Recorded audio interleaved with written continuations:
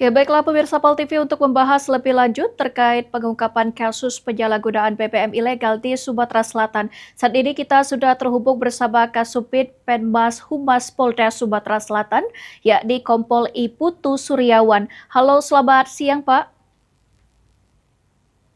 Selamat siang, Mbak. Baik, apa kabarnya hari ini? Alhamdulillah sehat selalu dengan lindungan Tuhan Yang Maha Esa, Mbak. Baik, terima kasih atas waktunya sudah bergabung bersama kami di Liputan Metropolis Siang. Langsung saja ini Pak untuk mengawali perbincangan kita pada siang hari ini dari hasil rilis yang dilakukan Polda Sumatera Selatan. Seberapa besar ini ancaman peredaran praktik BBM ilegal di Sumatera Selatan ini khususnya silakan. Baik dapat kami sampaikan, Mbak, terhadap ancaman penyalahgunaan ilegal drilling ataupun ilegal refinery terkait dengan penyalahgunaan BBM ilegal di Sumatera Selatan masih menjadi perhatian serius, uh, menyangkut ketahanan energi, keselamatan masyarakat, serta potensi kerugian negara. Sepanjang Januari hingga Juli 2026, dapat kami informasikan Polda Sumatera Selatan bersama Polres Jajaran telah berhasil mengungkap 96 perkara dengan jumlah tersangka 129 tersangka. Dari ungkapan tersebut berhasil diamankan sekitar 1,28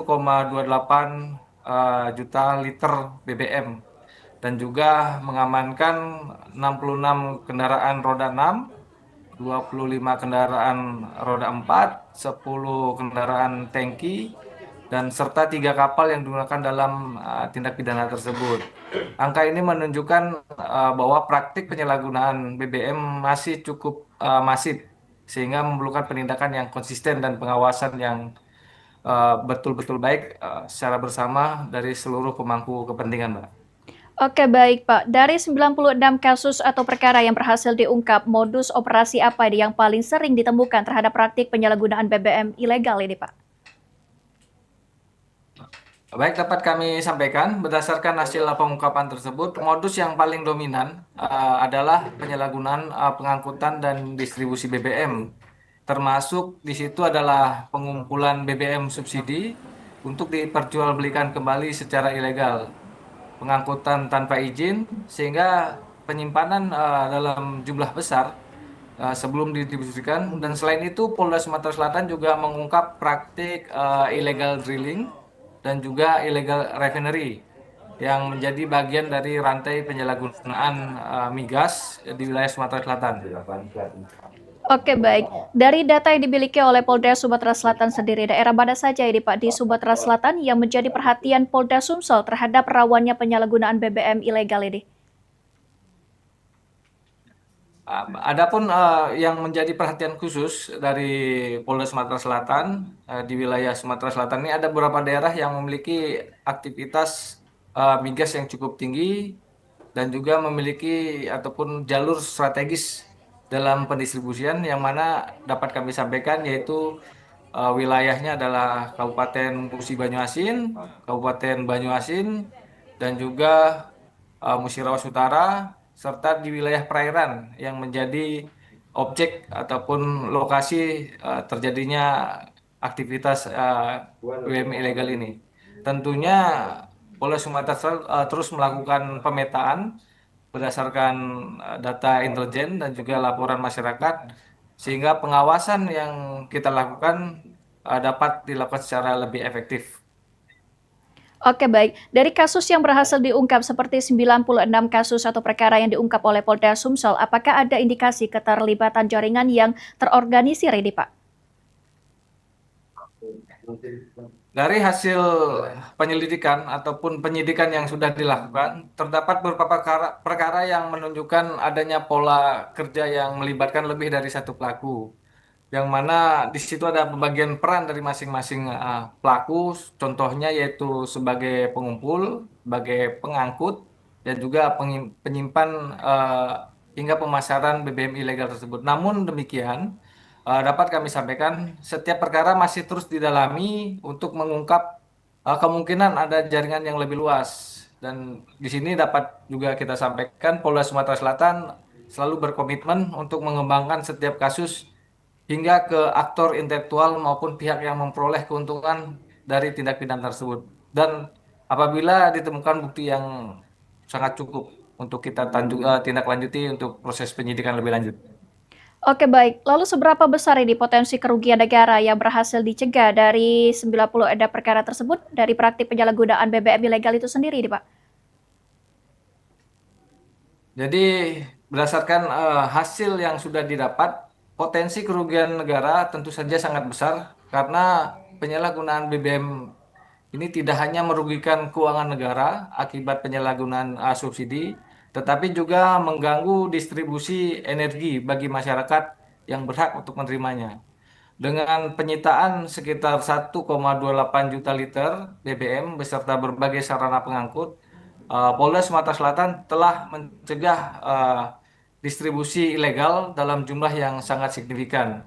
Tentunya nilai kerugian negara secara pasti memerlukan perhitungan dari instansi teknis yang berwenang seperti BPH Migas maupun Pertamina. Tentunya kita sudah berkoordinasi dan berkolaborasi. Tentunya nanti akan kita sampaikan dalam rilis lebih lanjut. Oke baik, dari Polda Sumatera Selatan sendiri nih, selain melakukan penindakan, langkah apa nih yang dilakukan untuk menekan terjadinya penyalahgunaan BBM ilegal ini sendiri Pak?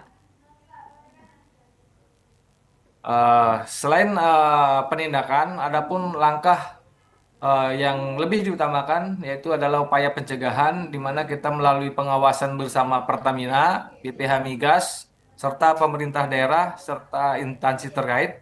Begitu juga dengan penguatan Satgas Pengawasan BBM, dilakukan juga patroli, monitoring jalur distribusi BBM, serta tidak kalah pentingnya juga melalui fungsi satuan Binmas, kita juga mengedukasi masyarakat agar tidak terlibat dalam penyalahgunaan BBM. Pendalaman informasi serta tindak lanjut atas laporan masyarakat tentunya kita terus dalami apabila ada masyarakat yang melapor, baik itu dalam call center 110, juga kita terus tindak lanjuti. Tentunya sinergi lintas instansi tersebut menjadi kunci agar distribusi BBM tepat sasaran serta ketahanan energi nasional dan tahanan energi masyarakat juga tetap terjaga. Demikian, Pak.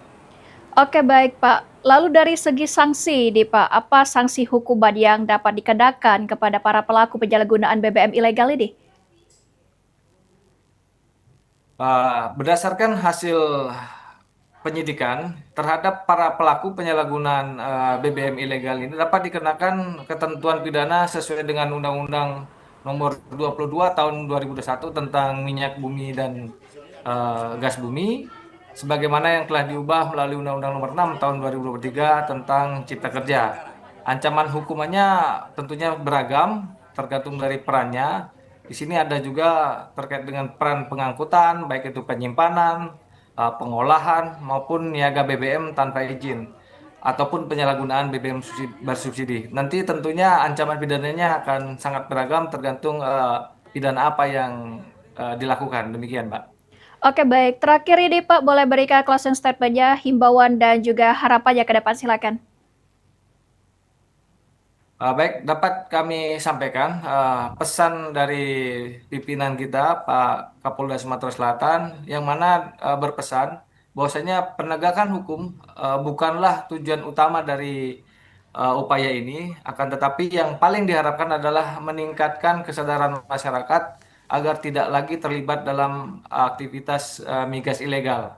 Tentunya kami Polda Sumatera Selatan ingin seluruhnya potensi sumber daya migas yang ada dapat dikelola melalui jalur yang sah.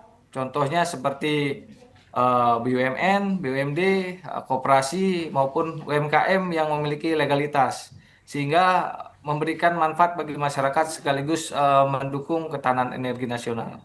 Dan juga kami terus berkoordinasi dengan Pertamina dan seluruh pemangku kepentingan untuk memperbaiki berbagai kendala di lapangan, mulai dari distribusi, penerimaan, sehingga pelayanan kepada masyarakat. Dengan demikian masyarakat tidak lagi tergoda untuk memilih jalur ilegal yang akhirnya merugikan diri sendiri, negara maupun lingkungan. Nah, mungkin itu saja yang bisa kami sampaikan, Pak, untuk kepada masyarakat terkait dengan eh, tindakan ataupun penyalahgunaan BBM ilegal. Demikian, Pak. Baik, terima kasih Kompol I Putu Suryawan selaku Kasubdit Pemmas Humas Polda Sumatera Selatan yang sudah bergabung bersama kami di Liputan Metropolis Siang. Dan kita harapkan bersama nih semoga kasus penyalahgunaan dari BBM ilegal ini cepat teratasi dan cepat membaik. Sekali lagi terima kasih Pak atas waktunya. Selamat beraktivitas kembali. Sama-sama.